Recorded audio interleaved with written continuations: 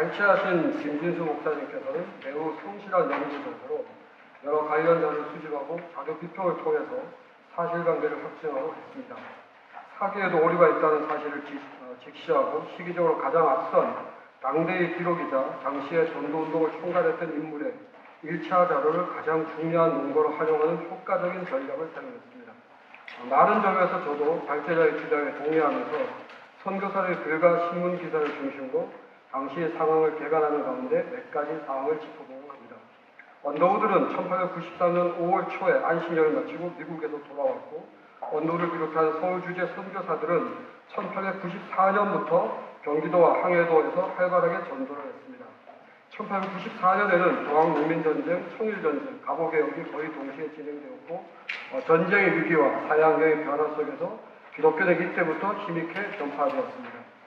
34쪽입니다. 서울 밖의 지방전도는 언더우드가 다니면서 서울 세문안교를 중심으로 펼쳐졌고, 언더우드는 이 모든 것이 본토인들의 자발적인 사역으로 이루어졌다고 설명했습니다. 교인들은 자발적으로 전도하고 교회를 세우면서 수시로 선교사에게 문의하여 가르침과 조언을 구했고, 언더우드는 행주와 김포의 모든 사역은 모두 신하순 한 사람이 무보수로 자원해서 일한 결과라고 진술했습니다. 앞에서 발제자께서 설명하신 사기의 기록은 1894년 언더우드가 신하순 도정에 이춘경을 시켜서 고향 김포 등지에서 전도회하게 했다고 하는데, 이는 언더우드 본인이 강조한 것과 충돌하고, 또 마찬가지로 사기 이 부분을 요약한 것으로 보이는 언더우드 자료집의 두 번째 건의 연표 중에서 1894년 부분 고향과 김포는 신하순 도정이로 전도하게 함도 언더우드의 진술과 부딪힙니다. 행주는 1890년부터 언더우드 글에서 언더우드의 여러 글에서 언급되었고, 행주의 교인들은 처음부터 교육에 힘을 쏟았는데 그것은 전통적인 유교 교육이 아닌 기독교의 근간을 둔 신학문 교육이었고, 이것이 김포에 영향을 주었다는 것입니다. 35쪽의 마지막을 읽겠습니다. 언더우드의 글에서는 김포에 대한 언급이 1897년부터 나오지만 통계표상에는 1898년부터 김포 지역의 수치가 등장합니다.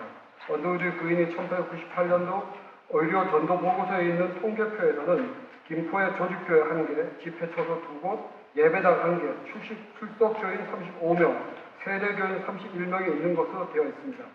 여기에서 언급한 조직교회가 실제로 어떤 상태에 있었는지는 알 수 없지만 1898년 통계표에서 이런 수치들이 제시된 사실은 언더우드의 1897년도 전도보고서 내용처럼 적어도 1897년 8월 말까지는 김포 지역에 20가구에 달하는 기독교인들과 전도 초소 또는 미조직교회가 있었고, 그해부터 기독교가 굳게 뿌리냈다고 볼 수 있게 합니다.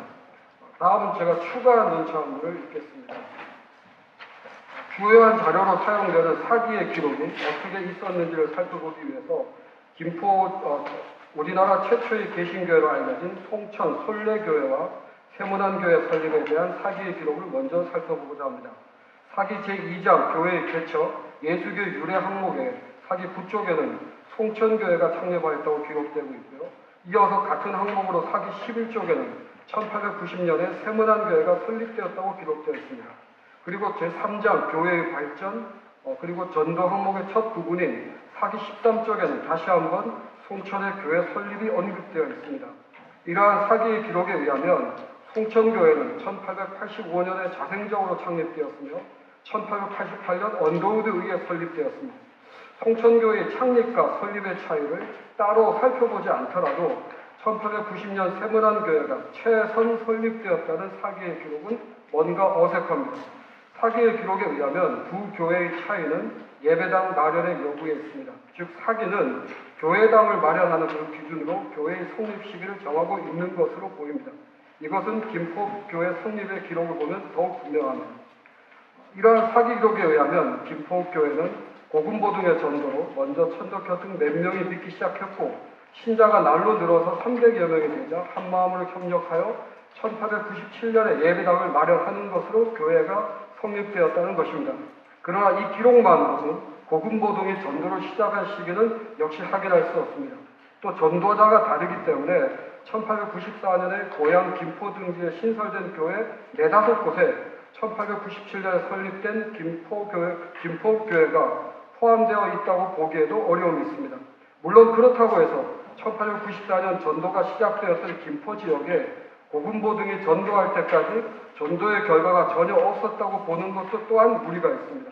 결국 김포교회와 관련된 사기의 1894년과 1897년 기록을 종합해 본다면 1894년 전도가 시작되어서 개신교가 김포 지역민들에게 알려지기 시작했으며 그 이후 어느 때 고군보 등의 전도가 전기가 되어서 교인 수가 늘어나 한 300명이 되자 이들이 힘을 합쳐 1897년 예배당을 마련한 것으로 김포교회가 성립된 것으로 보여질 것 같습니다. 따라서 사기의 기록에 따라 김포교회의 설립 시기를 정한다면 1897년에 김포교회의 성립은 독립된 예배당을 마련한 것이므로 교회의 시작을 1894년으로 보는 것도 어느 정도 타당성이 있다고 할 것입니다. 그렇지만 여러 가지 자료를 검토해 볼 때 1897년이 공식적인 기록으로는 타당하다고 봅니다. 앞에 설명한 개별 교회사의 주장대로 조직, 미조직 이렇게 얘기를 하기 시작을 하면 어차피 우리가 신앙의 관점에서 보면 김포 지역의 교회가 설립되는 것은 이미 정해져 있는 거였고요. 교회가 미조직 교회로 생기기 전에도 누군가는 이곳을 위해서 기도를 했었다고 우리가 보는 것이 타당하기 때문에 사기의 기록을 공식 기록으로 사용한다면 1897년이 타당하다고 봅니다. 그러나 우리가 김포교회 설립 시기를 살펴보고자 하는 이유가 최초의 개신교회가 김포 지역에 언제 생겼는가 하는 교회 역사적인 관점만은 아닐 것입니다. 조선말 우리 민족의 위기 상황에서 근대 문명으로 전파된 개신교와 김포 지역사회가 어떻게 관계를 맺었는가 하는 것이 또 하나의 중요한 관심이라면 더욱 주목해야 할 것은 개신교가 1894년 처음 지역에 전파된 이후 1897년 300명의 교인이 모여 김포교회가 성립되어가는 과정입니다. 김포교회가 성립되는 과정에서 현지인들의 노력을 강조하는 언더우드의 기록과 사기의 기록이 충돌하는 것은 기록의 특성과 작성자에 따른 차이로 이해해야 합니다. 조선을 위한 선교사를 자처할 정도로 우리 민족에게 우호적이었던 언더우드의 경우에는 다른 선교사들에 비해서 조선 사람들을 더욱 신뢰했습니다. 예를 들면 평양에 주로 있었던 마펫에 대한 실전 소설이었던 선구자에서는 마펫을 왕으로 묘사를 하고요. 그때 선교 대상이었던 조선 사람들은 전부 게으름쟁이, 보름꾼, 욕쟁이, 방탕아들로 이렇게 묘사를 하고 있는데 조선을 위한 선교사였던 언더우드는 좀 달랐다고 볼 수 있는 것입니다.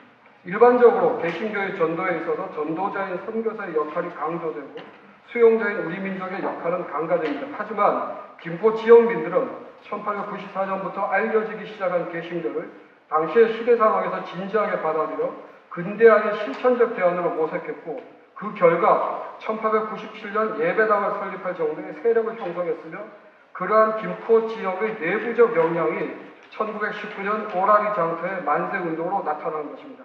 오라리 장터의 3.1 만세운동은 어느 한 종교가 특별히 주도했다고 볼 것이 아니라 김포 지역민들이 주체적으로 근대화를 수용한 결과 김포 지역 내부의 전체적 역량이 성장했기 때문에 가능한 것으로 생각합니다.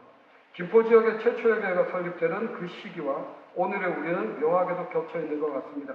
시장님께서도 말씀하셨지만 우리를 둘러싼 주변 국가의 대립과 사회적 갈등을 넘어서야 하는 우리 시대에 적극적으로 근대 문명을 받아들이고 주체적인 삶을 살아갔던 이 김포 지역민들의 주체적인 근대화 과정은 지방 분권이 더욱 강조되는 오늘 우리에게 분단을 넘어서서 평화의 물길을 만들어가고자 하는 김포 지역의 중요한 역사의 교훈으로 매우 중요한 가치가 있다고 생각합니다. 논차는 이렇게 마치겠습니다.